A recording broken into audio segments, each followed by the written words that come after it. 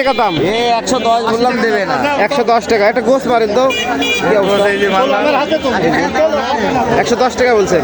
একদিন আসমানখালী বাজার পাইকারি বাজার, আলমডাঙ্গা চুয়াডাঙ্গা। 120 টাকা।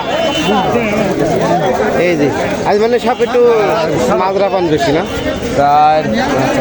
এটা কয় টাকা? 80 টাকা। হ্যাঁ, দাম ভালো।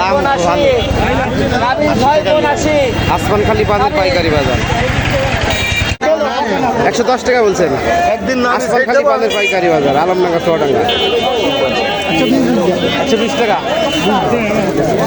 এই যে আজ মানে সব একটু মাজরা পান বেশি না? এটা কয় টাকা?